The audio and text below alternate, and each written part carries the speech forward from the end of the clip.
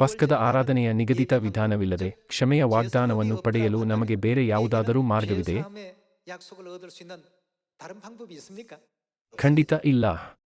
ಈ ಕಾರಣದಿಂದಲೇ ಯೇಸು ಹೊಸ ಒಡಂಬಡಿಕೆಯ ಪವಿತ್ರ ಆರಾಧನೆಯ ವಿಧಿಯಾದ ಪಸ್ಕವನ್ನು ಸ್ಥಾಪಿಸಲು ಈ ಭೂಮಿಗೆ ಶರೀರದಲ್ಲಿ ಬಂದರು. ನಾವು ಅದನ್ನು ವಿಧಿಗಳು, ಕಟ್ಟಳೆಗಳು ಮತ್ತು ನಿಯಮಗಳು ಎಂಬ ಪದಗಳಿಂದ ಕರೆಯುತ್ತೇವೆ. ಹಾಗಾದರೆ ಪಸ್ಕವನ್ನು ಆಚರಿಸುವುದರ ಕುರಿತು ಯೇಸು ಏನು ಹೇಳಿದರು? ಲೂಕನು ಅಧ್ಯಾಯ 22ರಲ್ಲಿ ಪ್ರಮುಖ ಸಂದೇಶವಿರುವುದರಿಂದ ನಾವು ಅದನ್ನು ಪರಿಶೀಲಿಸೋಣ. ಲೂಕನು ಅಧ್ಯಾಯ 22 ವಚನ 7. ಹುಳಿಯಿಲ್ಲದ ರೊಟ್ಟಿಯನ್ನು ತಿನ್ನುವ ದಿವಸಗಳಲ್ಲಿ ಪಸ್ಕದ ಕುರಿಮರಿಯನ್ನು ಕೊಯ್ಯತಕ್ಕ ದಿವಸ ಬಂದಾಗ ಯೇಸು ಪೆತ್ರನಿಗೂ ಯೋಹಾನನಿಗೂ, ನೀವು ಹೋಗಿ ನಾವು ಪಸ್ಕದ ಊಟಮಾಡುವಂತೆ ಸಿದ್ಧಮಾಡಿರಿ ಎಂದು ಹೇಳಿ ಅವರನ್ನು ಕಳುಹಿಸಿದನು. ಯೇಸು ತನ್ನ ಪ್ರಧಾನ ಶಿಷ್ಯರಾದ ಪೇತ್ರ ಮತ್ತು ಯೋಹಾನನನ್ನು ಪಸ್ಕಕ್ಕೆ ಸಿದ್ಧಮಾಡಲು ಕಳುಹಿಸಿದರು. ಅದು ಏಕೆ? ಅದೇಕೆಂದರೆ ಆತನು ಮೆಲ್ಕಿಜೆದೇಕನು ದೇವರೂ ಆಗಿದ್ದಾರೆ. ಯೇಸು ಮೆಲ್ಕಿಜೆದೇಕನ ತರಹದ ಮಹಾಯಾಜಕನೆಂದು ಪ್ರವಾದಿಸಲ್ಪಟ್ಟಿರುವುದರಿಂದ ಯಜ್ಞವನ್ನು ಕುರಿ ಅಥವಾ ಆಡುಗಳ ರಕ್ತದಿಂದ ಅರ್ಪಿಸಲಾಗುವುದಿಲ್ಲ. ಹಾಗಾದರೆ ಅದನ್ನು ಯಾವುದರಿಂದ ಅರ್ಪಿಸಬೇಕು? ಮೆಲ್ಕಿಜೆದೇಕನು ರೊಟ್ಟಿ ಮತ್ತು ದ್ರಾಕ್ಷಾರಸವನ್ನು ತಂದಂತೆಯೇ ಯೇಸು ರೊಟ್ಟಿ ಮತ್ತು ದ್ರಾಕ್ಷಾರಸವನ್ನು ತಂದು ಇಡೀ ಮನುಕುಲಕ್ಕೆ ನಿತ್ಯಜೀವದ ಹಬ್ಬವನ್ನು ದಯಪಾಲಿಸಿದರು. ಎಷ್ಟಾದರೂ ದೇವರು ನಮಗೆ ದಯಪಾಲಿಸಿರುವ ಈ ನಿತ್ಯಜೀವದ ಆರಾಧನೆಯಲ್ಲಿ ನಾವು ಭಾಗವಹಿಸದಿದ್ದರೆ ನಾವು ಎಂದಿಗೂ ನಿತ್ಯಜೀವ ಮತ್ತು ಪಾಪಗಳ ಕ್ಷಮೆಯನ್ನು ಸ್ವೀಕರಿಸಲು ಸಾಧ್ಯವಿಲ್ಲ. ಈ ಕಾರಣದಿಂದಲೇ ಯೇಸು ಈ ಪಸ್ಕದ ಊಟವನ್ನು ಮಾಡುವುದಕ್ಕೆ ಕುತೂಹಲದಿಂದ ಅಪೇಕ್ಷಿಸಿದ್ದೇನೆ ಎಂದು ಹೇಳಿದರು. ಇದು ಕೇವಲ ಒಂದು ತುಂಡು ರೊಟ್ಟಿ ತಿಂದು ಒಂದು ಲೋಟ ದ್ರಾಕ್ಷಾರಸವನ್ನು ಕುಡಿಯುವ ಅರ್ಥಹೀನ ಕ್ರಿಯೆಯಾಗಿದ್ದರೆ ಯೇಸು ಅದನ್ನು ಅಷ್ಟು ಕುತೂಹಲದಿಂದ ಅಪೇಕ್ಷಿಸಲು ಯಾವುದೇ ಕಾರಣವಿರುತ್ತಿರಲಿಲ್ಲ. ಎಲ್ಲ ರೀತಿಯ ಅಪಹಾಸ್ಯ, ತಿರಸ್ಕಾರ, ನಿಂದನೆಗಳನ್ನು ಎದುರಿಸಿದರೂ ದೇವರು ಮನುಕುಲಕ್ಕಾಗಿ ಅತ್ಯಂತ ಮನಪೂರ್ವಕವಾಗಿ ಶ್ರಮಿಸಿ ನಮಗೆ ಆತ್ಮರಕ್ಷಣೆ ನೀಡಲು ಈ ಭೂಮಿಗೆ ಬಂದರು.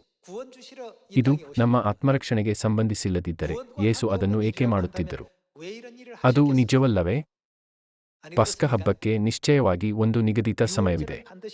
ಯಾಜಕಕಾಂಡ ಅಧ್ಯಾಯ 23 ವಚನ 4ರಲ್ಲಿ ದಿನಾಂಕವನ್ನು ಸ್ಪಷ್ಟವಾಗಿ ನಿರ್ದಿಷ್ಟಪಡಿಸಲಾಗಿದೆ. ಮೊದಲನೆಯ ತಿಂಗಳಿನ 14ನೆಯ ದಿನದ ಸಂಜೆವೇಳೆಯಲ್ಲಿ ಯೆಹೋವನು ನೇಮಿಸಿದ ಪಸ್ಕ ಹಬ್ಬವಾಗಬೇಕು. ವಚನ 14 ನೋಡೋಣ. ಗಳಿಗೆ ಬಂದಾಗ ಆತನು ತನ್ನ 12 ಮಂದಿ ಅಪೊಸ್ತಲರ ಸಂಗಡ ಊಟಕ್ಕೆ ಕೂತುಕೊಂಡನು. ಆಗ ಆತನು ಅವರಿಗೆ, ನಾನು ಶ್ರಮೆ ಅನುಭವಿಸುವುದಕ್ಕಿಂತ ಮುಂಚೆ ನಿಮ್ಮ ಸಂಗಡ ಈ ಪಸ್ಕದ ಊಟವನ್ನು ಮಾಡುವುದಕ್ಕೆ ಕುತೂಹಲದಿಂದ ಅಪೇಕ್ಷಿಸಿದ್ದೇನೆ. ಅವರು ಪಸ್ಕವನ್ನು ತಿನ್ನಲು ಏಕೆ ಬಹಳವಾಗಿ ಅಪೇಕ್ಷಿಸಿದರು? ಏಕೆಂದರೆ ಯೇಸು ಮೆಲ್ಕಿಜೆದೇಕನಾಗಿದ್ದಾರೆ. ರೊಟ್ಟಿ ಮತ್ತು ದ್ರಾಕ್ಷಾರಸದಿಂದ ಆರಾಧನೆ ನಡೆಸುವ ವಿಧಿಯನ್ನು ಅವರು ಮನುಕುಲಕ್ಕೆ ಕಲಿಸಿ ಮಾದರಿ ತೋರಿಸಬೇಕಾಗಿತ್ತು. ದೇವರಿಗೆ ದೀಕ್ಷಾಸ್ನಾನದ ಅಗತ್ಯವಿರಲಿಲ್ಲ. ಇದು ನಿಜವಲ್ಲವೇ? ಎಷ್ಟಾದರೂ ದೇವರು ಪಾಪಿಗಳಿಗೆ ಉದ್ದೇಶಿಸಲಾದ ದೀಕ್ಷಾಸ್ನಾನವನ್ನು ಪಡೆದರು. ಏಕೆ ಹಾಗೆ ಮಾಡಿದರು? ಅದೇಕೆಂದರೆ ಅವರು ನಮಗೆ ಮಾದರಿಯನ್ನು ತೋರಿಸಲು. ಈ ಎಲ್ಲ ವಿಧಿಗಳು ಮತ್ತು ಕಟ್ಟಳೆಗಳು ದೇವರಿಗಾಗಿ ಅಲ್ಲ. ದೇವರು ಅವುಗಳನ್ನು ಸ್ಥಾಪಿಸಿ, ಕೈಗೊಳ್ಳಲು ಆಜ್ಞಾಪಿಸಿ ಮತ್ತು ಹೇಗೆ ಕೈಗೊಳ್ಳಬೇಕೆಂದು ನಮಗೆ ಬೋಧಿಸಿದರು. ದೇವರು ನ್ಯಾಯವಿಧಾಯಕರು.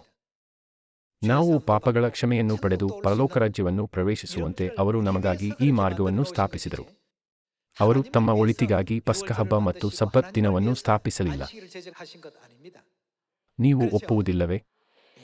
ಹಾಗಾದರೆ ಮೆಲ್ಕಿಜೆದೇಕನು ರೊಟ್ಟಿ ಮತ್ತು ದ್ರಾಕ್ಷಾರಸವನ್ನು ಯಜ್ಞವಾಗಿ ತಂದಂತೆಯೇ ಮೆಲ್ಕಿಜೆದೇಕನ ಸತ್ಯತ್ವವಾಗಿರುವ ಯೇಸು ಕ್ರಿಸ್ತನು ಪಸ್ಕ ಹಬ್ಬದ ರೊಟ್ಟಿ ಮತ್ತು ದ್ರಾಕ್ಷಾರಸದ ಮೂಲಕ ಮನುಕುಲಕ್ಕೆ ನಿತ್ಯಜೀವ ಮತ್ತು ಪಾಪಗಳ ಕ್ಷಮೆಯ ಆಶೀರ್ವಾದಗಳನ್ನು ನೀಡುವ ದೃಶ್ಯವನ್ನು ನೋಡೋಣ. ವಚನ 19 ತೆಗೆಯೋಣ. ಬಳಿಕ ಆತನು ರೊಟ್ಟಿಯನ್ನು ತೆಗೆದುಕೊಂಡು ಸ್ತೋತ್ರ ಮಾಡಿ ಮುರಿದು ಅವರಿಗೆ ಕೊಟ್ಟು, ಇದು ನಿಮಗೋಸ್ಕರ ಕೊಟ್ಟಿರುವ ಏನಿದು ನನ್ನ ದೇಹ.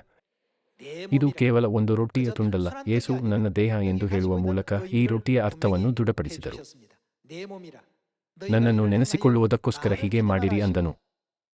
ಊಟವಾದ ಮೇಲೆ ಆತನು ಅದೇ ರೀತಿಯಾಗಿ ಪಸ್ಕದ ದ್ರಾಕ್ಷಾರಸವಿರುವ ಪಾತ್ರೆಯನ್ನು ತೆಗೆದುಕೊಂಡು, ಈ ಪಾತ್ರೆಯು ನಿಮಗೋಸ್ಕರ ಸುರಿಸಲ್ಪಡುವ ನನ್ನ ರಕ್ತದಿಂದ ಸ್ಥಾಪಿತವಾಗುವ ಹೊಸ ಒಡಂಬಡಿಕೆಯನ್ನು ಸೂಚಿಸುತ್ತದೆ.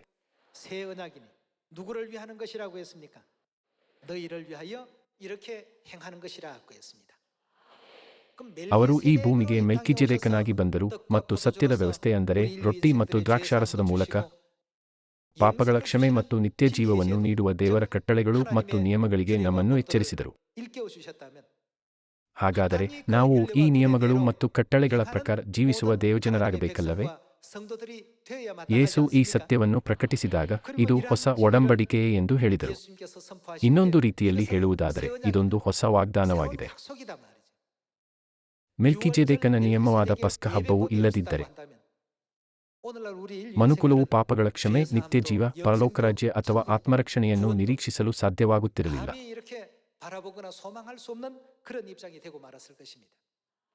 ಆದ್ದರಿಂದ ನಾವು ಆಚರಿಸುವ ಪಸ್ಕವು ನಿತ್ಯ ಜೀವದ ವಾಗ್ದಾನ ಮತ್ತು ಖಾತರಿಯನ್ನು ಹೊಂದಿರುವ ಪಸ್ಕವಾಗಿದೆ.